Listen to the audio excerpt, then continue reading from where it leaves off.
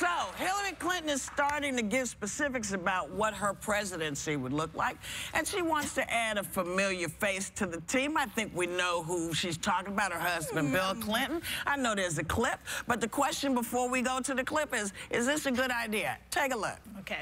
I was saying earlier in Louisville, where we had a big rally, my husband, who I'm going to put in charge of revitalizing the economy, because, you know, he knows how to do it, and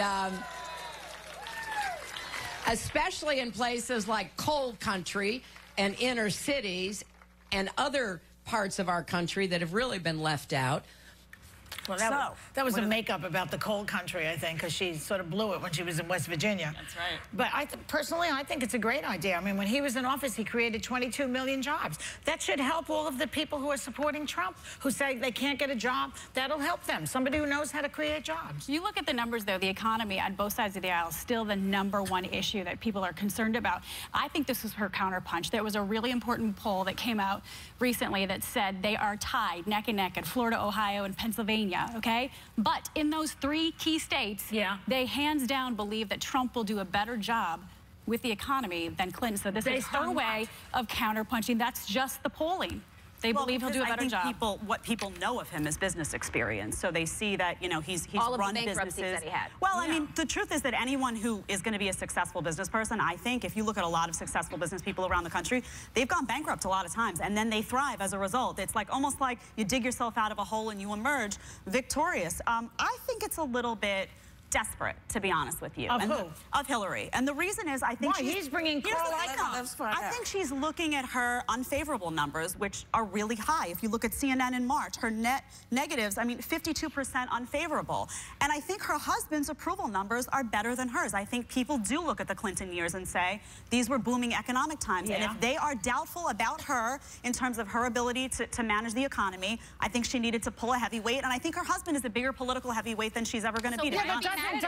Doesn't Donald Trump should she do something that actually brings those people to it? If she has someone to pull out of her pocket and say, listen, he's done it before, he can do it again, why should we fault her for pulling out that card? I'd like her to be able to pull herself out of her pocket. I'd like her to be able to present herself. Wait a second, Jedediah.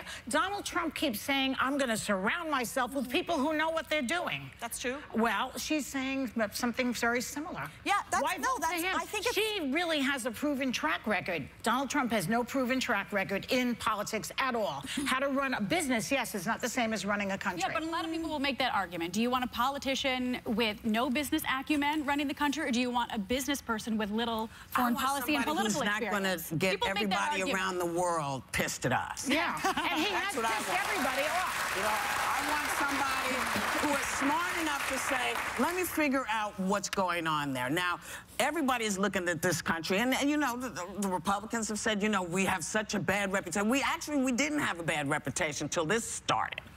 You know, people started going, what the hell is going on in America? I mean, people call me from Europe in the middle of the night and say, do you need to move? I say, no, they're not taking my country. Don't they know better than not to call you in the middle of the night? I'm up. No, it's not a problem. But you know, the interesting thing is, when Donald Trump says, as Joy said, I'm going to do this, I'm going to do that, she knows that Bill knows what to do. And all of the reasons I think people don't like her are the reasons I want her as president. Because, as I said before, I want her to be able to say to Kim Jong-un, listen, we're not taking this from you. You remember, I've been here before with you, Kim. We're not playing that. You know, I wanted to be able to say to Putin, because I know that all the things that people want, because people won't admit that the economy is actually doing much better than it was 8 years ago. People won't say it out loud, you know?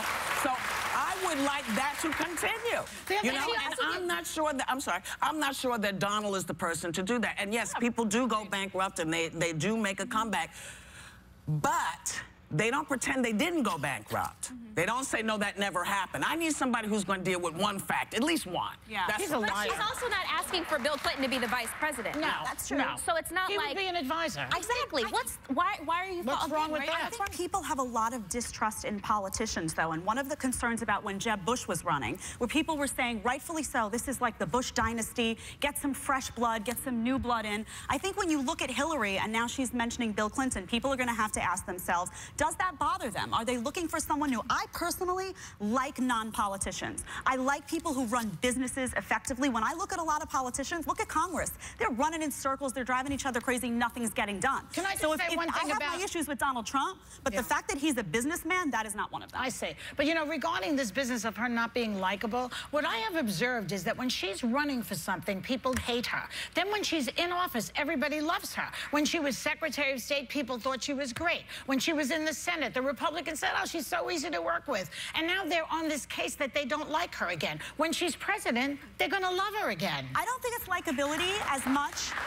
I think it's trustworthiness. I think when you look at it... But you trust Donald more than her. Is that no, but if you look at... a total liar, someone who pretends he's his own publicist? But if you that's who you trust? If you look at... No, I'm not saying I do trust him, but if you look at her polling around the country, honesty and trustworthiness, because of the transparency, because of what happened with the emails, that's what she's being hit on. They found nothing so far. Here's what I say about the emails. This is what I asked her.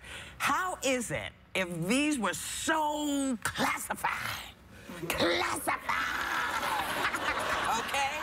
that nobody who got those emails said, hey, Hill, maybe you shouldn't be sending this across this. Nobody said jack until she said she was running. I find that amazing. And the other thing is they spent 9 hours, 12 hours with her saying, what happened over in Benghazi? What happened in Benghazi? What happened? And, you know, they asked you, there was nothing else they could have asked. The last thing they could have said was, how long did it take you to give birth? That was the only question they didn't ask. They asked that off screen. That's right. They asked that off screen. And so they got the answers. Because you get the answers you don't want, or you think there's more, isn't a good enough reason to put the country, because this is, after all, about us. This really is about our country. It's not about who wins or loses. It's supposed to be about what we want. And that same woman who was in the Benghazi hearings, who stood like so strong, is the same one that's going to be debating this guy in these debates where he knows nothing. Yeah. So Americans are going to see the truth very shortly. For the emails, though, remember, she decided what emails to turn over. She made deletions on that server that we didn't know about. Why didn't the people who got the emails, because I have to assume they were more than just her daughter. Right. I'm assuming she sent them to other people in government. Colin Powell. Somebody could have said, hey, no, that's different. Colin Powell didn't take... He didn't go to the lengths of setting up a private server in his home. Here's the deal. Somebody should have said then. I hear what you're saying, but nobody did. And that's what makes me, and I know it doesn't matter what I think, but I'm untrustworthy of people who wait and say, oh, no, now they're classified. Now they're classified. But everybody's seen them already. See, that's my argument against her, though, because a lot of that information is born classified. And what that means is she, as Secretary of State, is supposed to know that based on the content, not the indication. Can I just ask you a question? Yeah. Have you ever been Secretary of State? I have not, but she has, and I expect her to know her job. And I'm going to assume that she did know her job. Okay. And other people, because she was there an awful long time to be screwing up that badly, as if we listen to that. I mean, she was there several years. Somebody should have noticed that. You know, say, oh, my God, that's classified. I think she should have been that person to notice that. But I think, but they weren't classified, and they weren't classified until, at the end of the day, they weren't classified until the government just classified them. We'll be right back with more Hot Topics.